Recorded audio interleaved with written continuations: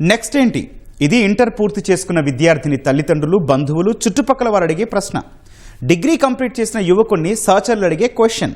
ఇప్పుడు రాజధాని విషయంలో ప్రజలు ప్రభుత్వాన్ని ఇదే ప్రశ్న అడుగుతున్నారు. ఇప్పటికే సిఆర్డీఏ పరిపాలనా భవనం అందుబాటులోకి వచ్చింది. సీడ్ యాక్సెస్ రోడ్డును సీఎం ఇవాళ ప్రారంభించారు. ఎమ్మెల్యే, ఎమ్మెల్సీ క్వార్టర్స్ కూడా దాదాపు పూర్తయ్యాయి. దీంతో నెక్స్ట్ ప్రభుత్వం ఏం ప్రారంభించబోతోందని ప్రజలు ఎదురు చూస్తున్నారు. దానికి సమాధానం మా ప్రతినిధి కృష్ణ గ్రౌండ్ రిపోర్ట్ ద్వారా అందిస్తారు. రాజధాని అమరావతిలో సిఆర్డీఏ పరిపాలనా భవనం అందుబాటులోకి వచ్చింది. ఉదయం సీడ్ యాక్సెస్ రహదారి కూడా పూర్తి స్థాయిలో అందుబాటులోకి వచ్చింది. ఎమ్మెల్యే, ఎమ్మెల్సీ క్వార్టర్లకు సంబంధించి మొత్తం 12 టవర్లు ఉంటే 9 టవర్లలో మొత్తం 216 ఫ్లాట్లు సిద్ధం చేశారు. ముఖ్యమంత్రి వీటిని పరిశీలించారు. అయితే మొత్తం 12 టవర్లు కూడా పూర్తయిన తర్వాత ఒకేసారి వీటిని జీఏడీ స్వాధీనం చేసుకుని ఎమ్మెల్యే, ఎమ్మెల్సీలకి ఇవ్వాలన్న నిర్ణయించడం త్వరలోనే ఆ ప్రక్రియ కూడా పూర్తి చేయనున్నారు. మరి వీటి తర్వాత రాజధాని అమరావతి కేంద్రంగా ప్రారంభమయ్యే టవర్లు ఏంటి అని వస్తే మనకు కనిపించేది అఖిల భారత సర్వీస్ అధికారులకు సంబంధించిన వారి కోసం ఈ టవర్లు నిర్మించారు. ఇందులో ప్రధానంగా 6 టవర్ల నిర్మాణం అనేది జరిగింది. ఈ 6 టవర్లు కూడా ఏదైతే MLA, MLC quarters plan A విధంగా అయితే ఉందో ఈ అఖిల భారత సర్వీస్ అధికారుల టవర్లకు సంబంధించి కూడా అదే విధమైన ప్లాన్ రూపొందించారు. అక్కడ ఉండే ఫెసిలిటీస్ కూడా సమాంతరంగానే ఇక్కడ కూడా అన్ని ఫెసిలిటీస్ రూపకల్పన చేశారు. వాటి పక్కనే కొన్ని విల్లాస్ అనేది నిర్మిస్తున్నారు. ఏదైతే ఎమ్మెల్యే, ఎమ్మెల్సీ క్వార్టర్లకు పక్కన మంత్రులకు సంబంధించిన నివాస సముదాయాలు ఉన్నాయో ఈ పక్కన హెచ్ఓడీలు అలాగే కార్యదర్శుల స్థాయి వారికి విల్లాలు అనేది ఏర్పాటు చేశారు.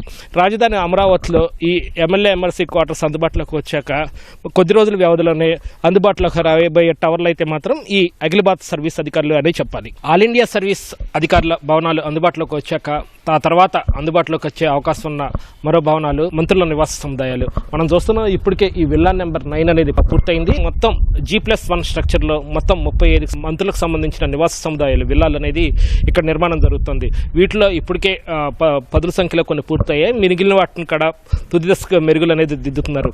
ఇలాగే ఏదైతే మంత్రుల నివాస సముదాయాలు ఉన్నాయో వీటి తరహాలోనే సేమ్ G+1 స్ట్రక్చర్ తోనే చెంతనే జడ్జిల నివాస సముదాయాలు కూడా నిర్మాణం చేస్తున్నారు. అవి కూడా ఇటు మంత్రుల నివాస సముదాయాలతో పాటు జడ్జి, న్యాయమూర్తుల నివాస సముదాయాలను కూడా అందుబాటులోకి తీసుకొచ్చేలాగా కృషి జరుగుతుంది. మొత్తంగా చూస్తే ఇక్కడ అత్యాధునిక సౌకర్యాలతో ఈ G+1 తరహాలో నిర్మించే వీటికి ఏదైతే మంత్రులకి వివిధ విజ్ఞాపనల మీద ప్రజలు వివిధ ప్రాంతాల నుంచి వస్తారో వారికి సంబంధించి విజ్ఞాపనలు తీసుకునేందుకు ఒక ఆఫీస్ రూమ్ కూడా ఏర్పాటు చేశారు. ఆ తర్వాత నివాస రూమ్ కి సంబంధించి పైన మంత్రికి సంబంధించిన నివాసానికి సంబంధించిన గదులు ఉంటాయి. కింద ఒక పూజ గది, అలాగే డైనింగ్ రూమ్, అలాగే అటు పిఏకి సంబంధించిన రూమ్, వీటన్నిటి తరహాలోనే వీటిని నిర్మాణం చేశారు. ముందు ఒక గార్డు గది కూడా ఏర్పాటు చేయడం జరిగింది. మొత్తంగా ఇటు 35 వరకు కూడా మంత్రుల నివాస సముదాయాలు, అలాగే 30కి పైగా న్యాయమూర్తులకు సంబంధించిన నివాస సముదాయాలు, వీటన్నిటికీ సంబంధించిన పనులు కూడా చకచకా పూర్తవుతున్నాయి. మంత్రులు, న్యాయమూర్తుల నివాస సముదాయాలు పూర్తయిన తర్వాత ప్రభుత్వం అందుబాటులోకి తీసుకొచ్చే సముదాయాలు, కనిపిస్తున్న ఉద్యోగులకు సంబంధించిన సముదాయాలు, గ్రూప్ 1 నుంచి గ్రూప్ 4 వరకు వివిధ స్థాయిల్లో ఉన్న ఉద్యోగులందరికీ కూడా ఇక్కడ 2018-19 సమయంలోనే దాదాపు అధిక శాతం పనులు పూర్తయ్యేలాగా ఇక్కడ నిర్మాణాలు చేశారు. అయితే ఆ తర్వాత వచ్చిన ప్రభుత్వం వీటిని పట్టించుకోకపోవడంతో ఇది ఒక అడవిని తలపించే ప్రాంతంగా తయారైంది. తర్వాత వచ్చిన కూటమి ప్రభుత్వం వీటన్నిటిని నిర్మాణాలు చకచకా పూర్తి చేసేందుకు సిద్ధమవుతుంది. మనం ప్రస్తుతానికి చూస్తున్నాం అటు నాన్ గెజిటెడ్ అధికారులకు సంబంధించినవి కానీ అలాగే గెజిటెడ్ అధికారులకు సంబంధించిన భవనాలు కూడా దాదాపు పూర్తిగా వచ్చాయి. వీటిని కూడా వీలైనంత త్వరగా అందుబాటులోకి తీసుకురావాలని చెప్పి చూస్తుంది. ఏదైతే న్యాయమూర్తులకు సంబంధించిన భవనాలు అలాగే వీటి పూర్తయిన తర్వాత వీటిని తీసుకొచ్చేటట్టు చూస్తుంది.